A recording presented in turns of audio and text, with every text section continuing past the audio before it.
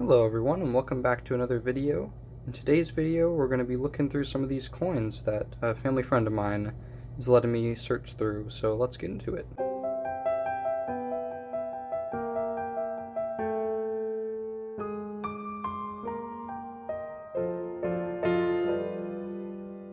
Alright, so I thought I would start by giving a little story behind these coins and talking a little about what we have here. So a family friend of mine who watches my videos recently came across a piggy bank that they had these coins in, and basically what they did was when their kid was really little, every paycheck they would do a couple dollars or a couple half dollars or something like that, and they would put it in the piggy bank.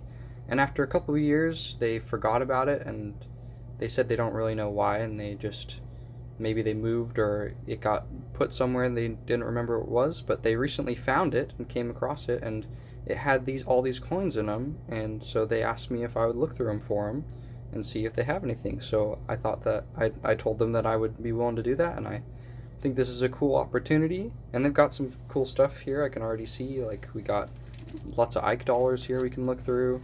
So basically what we have is we have what I'm noticing, this is a bag of Kennedy half dollars that I'm going to look through, and then these are also Kennedy half dollars. Yeah, these are the bicentennials, so I think they pulled out all the bicentennials. And then these are silver ones that they pulled out too. So I think, I'm not quite sure, I think there's 190% in here and the rest are 40%. So we'll take a look at those. And then we'll look at these Ike dollars to see if they're silver. These are the bicentennial ones as well. And then these are the regular ones. And then we have some Susan B dollars as well that we can look through. So I think what I'm going to do, I think we're going to start with the Ike dollars, the Ike Eisenhower dollars, and then probably move on to the Susan B's and then into the Kennedys. So let's do it. Alright, so we have our Ike dollars out here, and I think what I'm going to do is I'm going to talk a little bit about them before I look through them. And I'll probably, before I look through them as well, I probably will separate them out by date, because I kind of want to see what the date range for these are in these coins that we have here. So first thing I want to talk about is a little bit about the reverse of these coins. So you can see here on the obverse we've got Eisenhower there, but on the reverse, this is the regular reverse that you get on most Ike dollars except for the bicentennials. So it's a pretty cool reverse with the eagle kind of landed on the moon with the earth in the background there. But for the bicentennial year, which the bicentennial year was celebrated on several denominations of coins, including half dollars and quarters and Ike dollars and several different denominations. But this is the bicentennial. As you can see on the obverse here, it is the same obverse, except for it has 1776 to 1976. And then on the reverse, it has this beautiful Liberty Bell design with the moon in the background there, which is, I think this is a beautiful coin. I think these are awesome coins. But basically the significance of the bicentennial is it's 200 years of the United States being the United States. So from 1776 to 1976. So it's kind of cool. So I think what I'm going to do now, I did look at the edges of these. I don't think any of these are silver. A lot of these for the San Francisco minted ones, they minted them on silver planchets. But just by looking at the edge, none of them look silver. They all look pretty coppery to me. So we'll look through. There could be some errors and things, so I'm going to look through, but I'm going to go ahead and go through and separate them out by year first, and then we can look through them. Alright, so I just got them all laid out here, and I looked at all of them just to see what all their mint marks were as well. So we've got, right here, we got 1971, and we have two of them, and they're both Denvers. Then we have 1972, and there's four of them, and we have two Denvers and two Phillies, so half and half. Then for the bicentennials here, we have one Denver and two Phillies. And then for the 1978s here, we have two Denvers.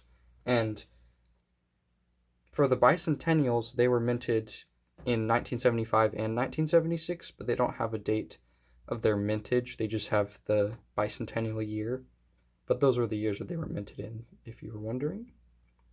So now I've got them laid out like this. I'm going to go through them and look for some errors and see what we can come up with.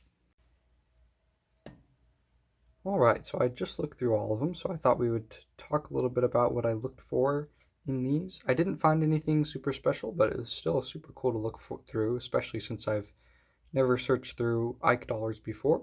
So the first thing, I have my red book open here, and this is on the bicentennial page. So I guess we'll start with that, with bicentennials.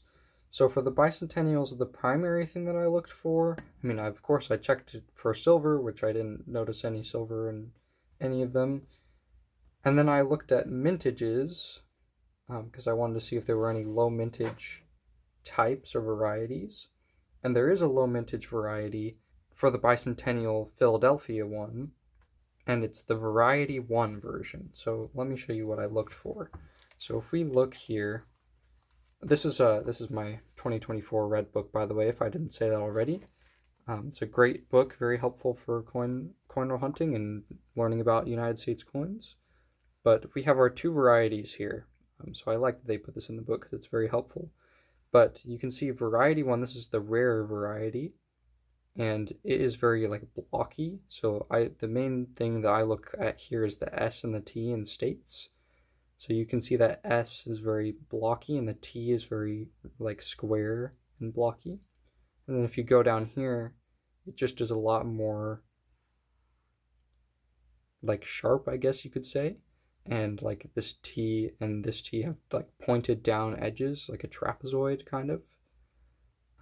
So I did look at them, and they are all Variety 2, which is the not super rare variety. And let me see if I can show you on a coin here. So you can see there, if I can get it to focus well, you can see kind of that T is not the blocky T, and the S is kind of more thin, I guess. So that was one thing that we looked for. And I looked at that for all of the coins. I'm not sure if that's like a thing for only the bicentennials or for all of them, so I looked at it, but didn't notice anything special for any of those. Now for the 1971s, there's this error, and I'll put a picture up on the screen too because we didn't find it, but it's like something like the Happy Eagle error or something like that, Smiling Eagle. But basically, this is a circulated coin, so it's a little bit worn, but essentially the eagle has this like eyebrow thing, which is going to be hard to see under this magnification.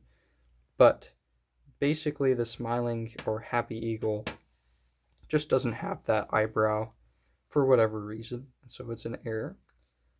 So I did look for that, and then I looked for, on all of these, I looked for DDOs and DDRs, and I didn't see anything. I know the 1972 has one that's like a DDO and a DDR on the same coin, and it has like tripling on some of this stuff. So there are definitely examples of it online, and I'll leave some resources down in the description of this video that you can check out if you want to learn more about Ike Dollars and some of their errors as well.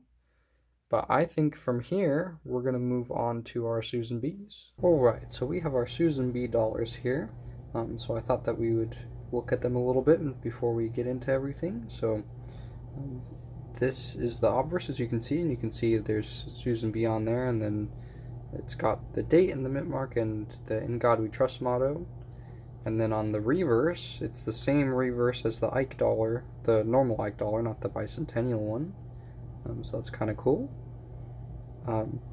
So I think I'm going to do what I did with the Ike dollars for this and separate them out by year, just because it will make it easier for me to be able to look for errors since I'm less familiar with what errors are out there for Susan B dollars. So I'm going to go do that, and I'll bring you back in when I'm ready. Alright, so I just got them separated out by years. We only have 2 of the years, and these coins were only minted 1979 through 81 and then in 1999. So only for 4 years. So we have some 1979s and some 1980s here. For our 1979s, we have 1 Denver and 7 Phillies, which is kind of funny. And then for our 1980s, they're all Denvers.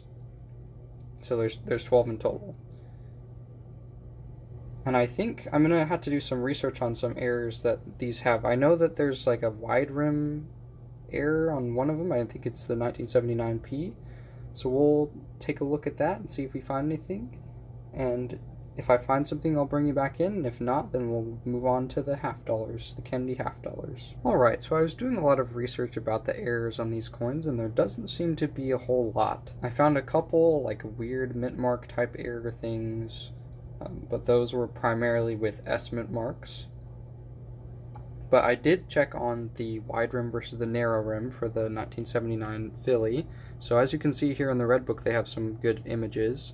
So this is just the typical, this is the more common one, which is the far date or narrow date. And this is the wide rim, which is the rarer one. And you can see down here, these are the prices. So an MS63, which is a pretty high grade, the narrow rim is only $3, where the wide rim is $24. So it's worth quite a bit more. All of the 1979 Ps that we had, which was 7 of them, they all were the narrow rim, which, I mean, I kind of expected, but it was still cool to look at, and I enjoyed doing the research. So let's now move on to our Kennedy half dollars. Alright, so I have here all of the Kennedy half dollars, and I have, as you can see, 3 different bags of them. So we have our bag of just a bunch of Kennedy half dollars of different years, a bag of only bicentennial half dollars, and then a bag of silver half dollars. There could be some silver ones in here. I'm going to check to see if there are, but I have never searched through half dollars before, so I'm going to enjoy doing this. And there's a few things that I wanted to say before we get started. So I wanted to say for these half dollars, a lot of what I'm searching for error-wise is going to come from Georgia Silver Hunters coin checklist, and I might have a couple other sources as well, and I'll link those down in the description if I use them. But for silver-wise, what we're looking for is 1964 is 90% silver. Older than that would be not a Kennedy half dollar, but it would also be 90% silver. It would be a Benji.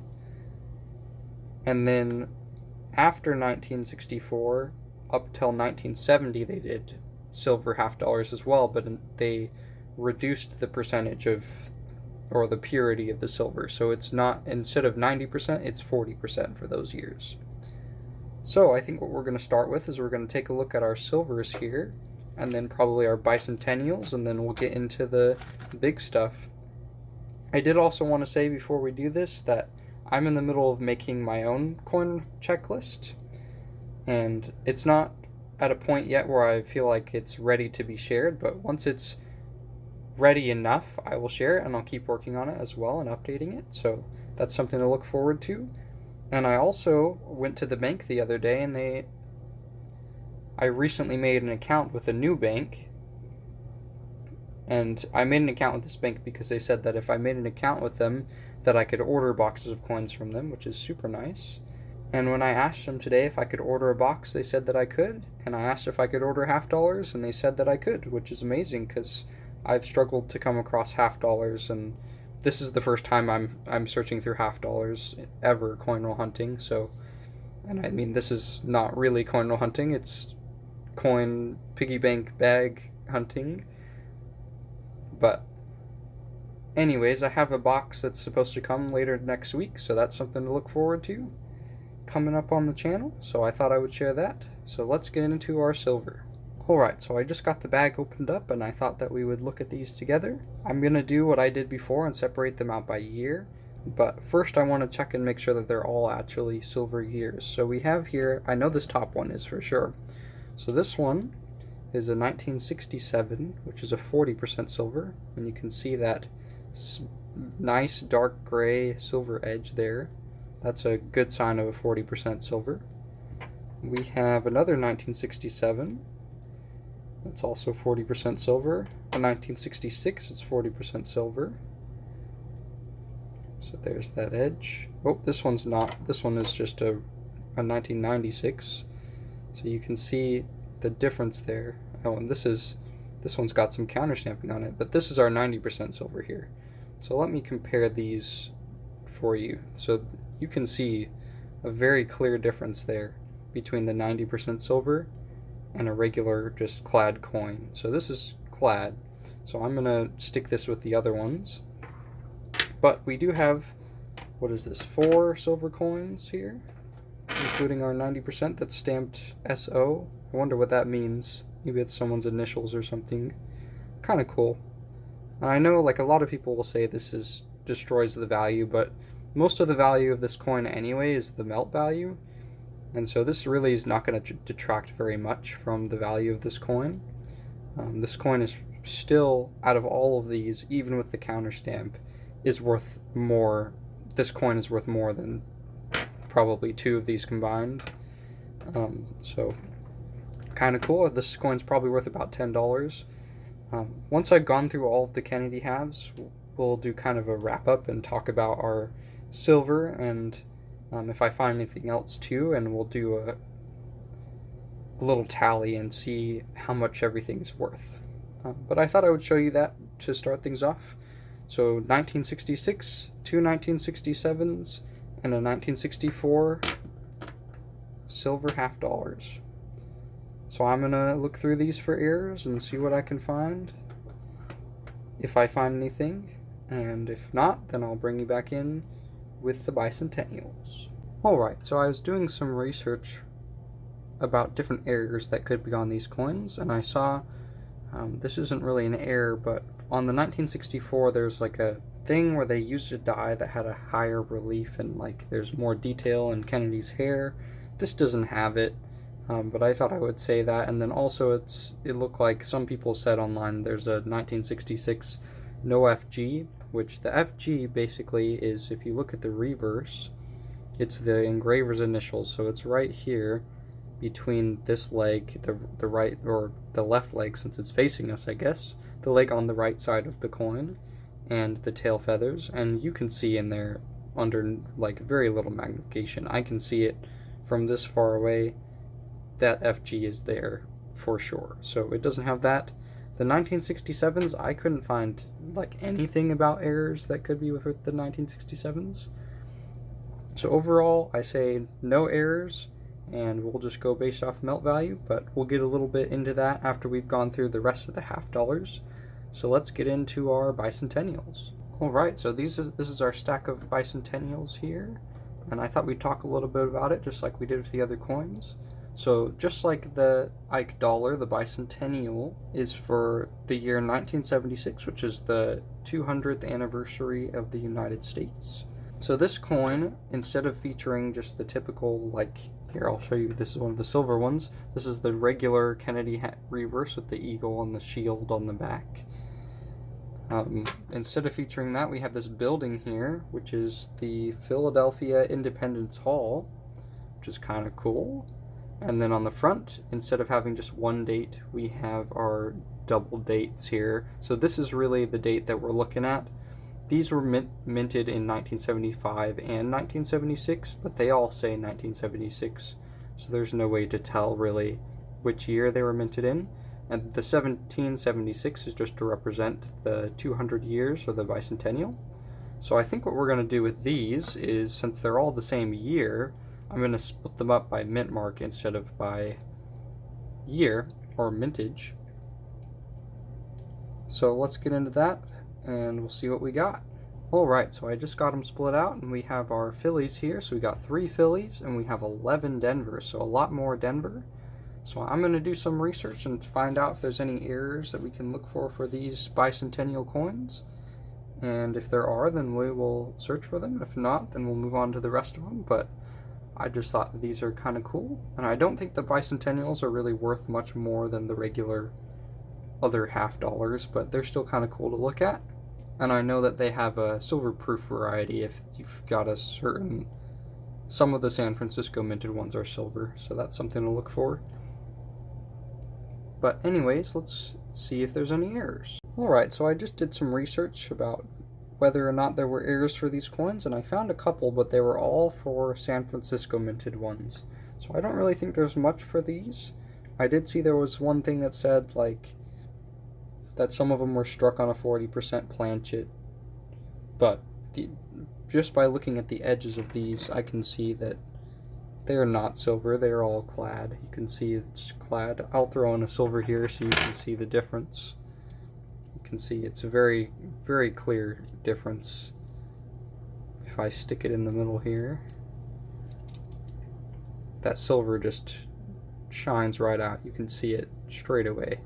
So none of them are silver, but it's still interesting to do some research on.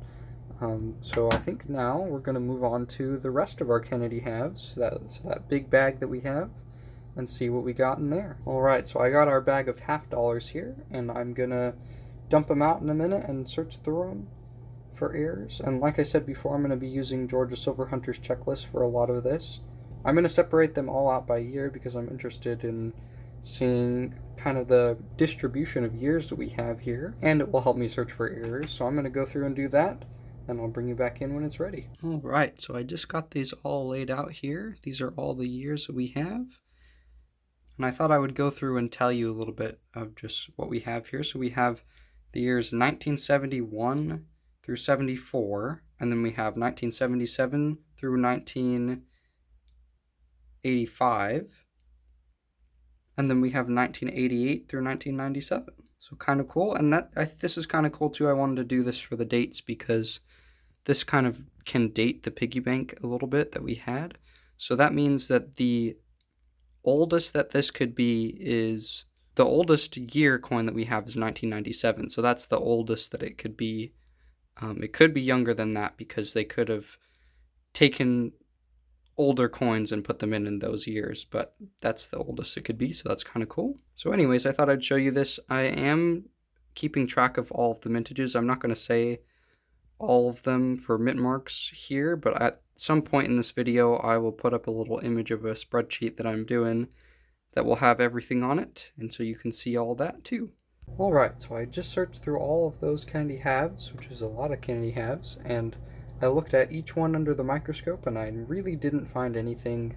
I mostly used Georgia Silver Hunter's checklist, but I did check all of the coins for things like DDOs, DDRs, and no FGs, and I didn't find anything on any of the coins, so I thought I would bring you in for our wrap-up. And for our wrap-up, the 4 things that we have are all our silver coins here. So we do have our 1964, not 74, 90% silver here, and it does have these counter stamps, which is kind of interesting. But this is our 90% silver. And this coin alone, it's going to be worth somewhere around $10.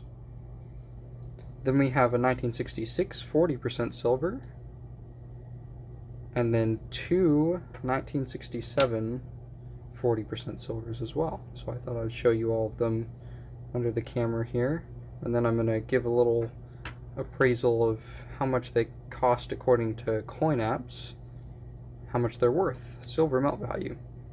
So according to coin apps, I'm going to put up a little image on the screen from coin apps for today that will show about what it's worth, and this value changes every day, so tomorrow the value will be different. I'm not sure when this video is going to come out, so it might be different the day that it comes out, but as of recording this,